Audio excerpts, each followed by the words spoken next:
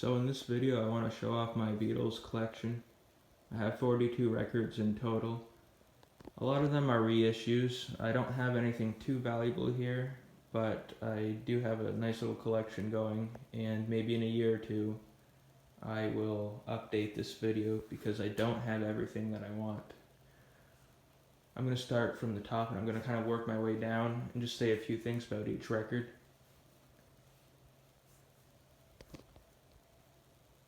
So the first 5 records I have here are reissues from Please Please Me to Help, so there's nothing too special there. This is a UK reissue from the 80s of Rubber Soul. A brand new reissue of Revolver. That's a first pressing of Sgt. Pepper. It is a US mono pressing from Jacksonville plant. It's not the very first variation that doesn't have the credits on the back, if you know what I'm talking about. But it does say a little help from my friends rather than with a little help from my friends. So it's kind of like the first label version, I guess you could say. It's not rare by any means because it was mass produced, but it does sound great and I like having it in my collection. Let's see if I can get a little closer. The only problem is that I'll have to walk around after to see the ones on the other side. That's the 50th anniversary picture disc. I have a reissue of Magical Mystery Tour. Right there, that's obviously the White Album. It's a used copy. I have a few things to say about this one. It's, I wouldn't say it's a first pressing because it is a high number. It's like 2.9 million, but it is part of the, I guess you could say the initial run of US copies. It's in alright condition. When I first got it, it was very dirty and it looked like it had significant ring wear.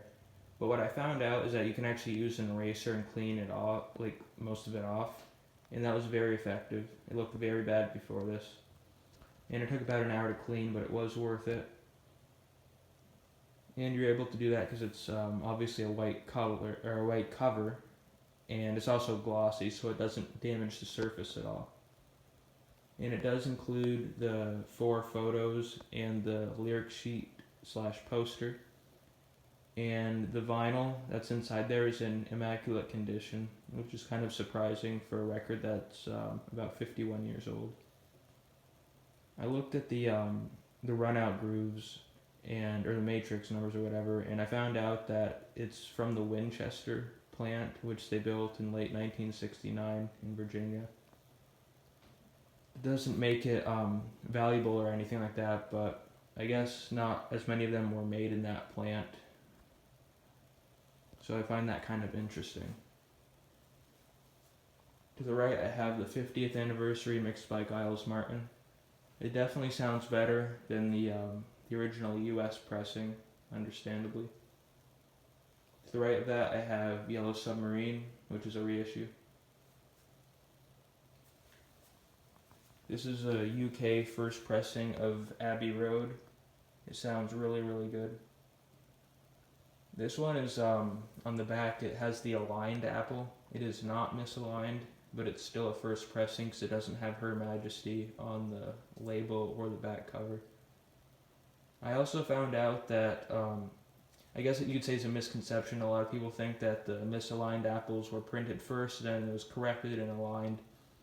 But the reality is that they were printing them at the same time, because on eBay, if you look around, you'll find copies that have Her Majesty on the label, which is obviously second pressing. However, they will have sleeves that have a misaligned apple, so that shows that they were created at the same time. It just wasn't a big enough deal for them to fix, and the process of pressing the records and packaging them was very disorganized. Let me move over here. I have the 50th anniversary of Abbey Road on picture disc, which also sounds pretty good. I have a reissue of Let It Be. I don't have Let It Be naked. I do want it because it's a somewhat valuable record, but I haven't had the opportunity. And I don't mind this version. I like Phil Spector's work. There's nothing wrong with it. So that's my my UK discography. Now I have some of the US releases. That's obviously a bootleg, or technically a counterfeit because it's mimicking what was at the time a real album. Although I think this bootleg right here is from the 70s. Not that it matters at all. That's the first pressing of Meet the Beatles. On the back, somebody wrote their name and they dated it 1964, so it's pretty old. The Beatles' second album. It's obviously a reissue because it's got the gold RIAA stamp on it on the left there. It's in pretty bad condition anyway. I think it's an orange Capitol label from the 70s, but I can't remember.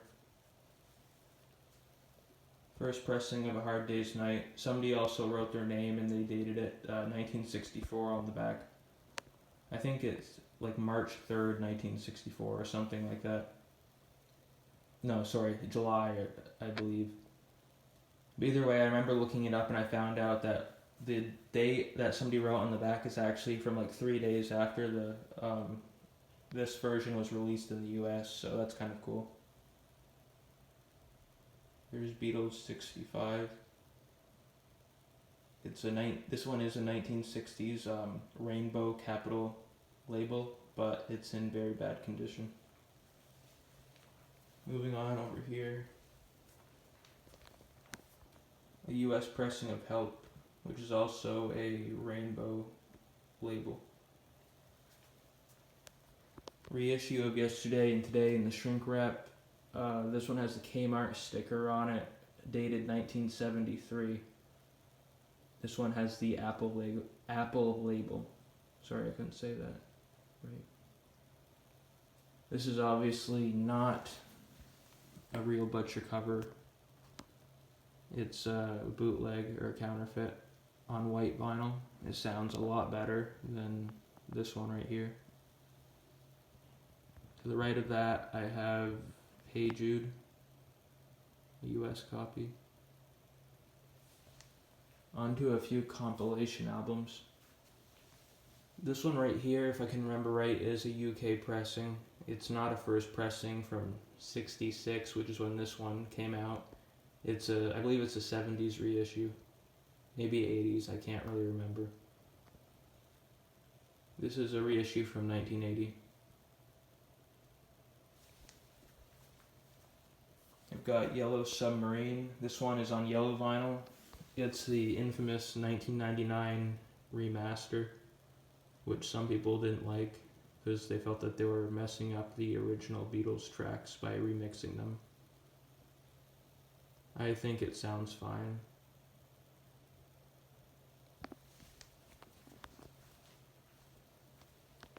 I've got Anthology 1, 2, and 3. Those are from, I think Anthology 1 is from 1994 and these two are from 95.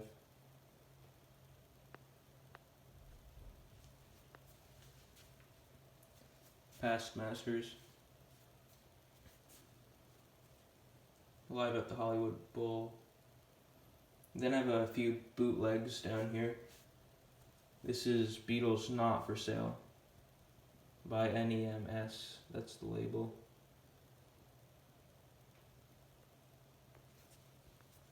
This one has some of their BBC broadcasts, I believe. So covers of some 1950s tunes. This one has I think it's the Twickenham sessions, if I'm not mistaken, from early 1969 when they were filming for the Get Back project. This is probably my favorite bootleg because of the caricatures on it. Obla-dee, obla-da. It's got the 8-minute version of Dig It, which is pretty nice. This is the Rooftop Concert. This one's kind of weird. It's got a weird title. And it has a clicking problem on it, or there's a lot of pops. so it's not that good. But it also has the 8-minute version of Dig It. Unplugged, which has some acoustic tunes.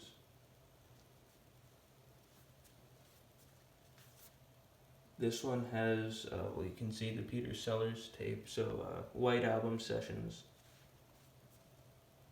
And this one's just called Sessions. It has the songs that were going to be released in the mid-80s. Some of the unreleased tracks. Of course, that project was scrapped, and then they kind of went back. They did the anthology series a decade later. But those are the tracks on it. And I really like this record. I'm not a big fan of Besame Mucho, though.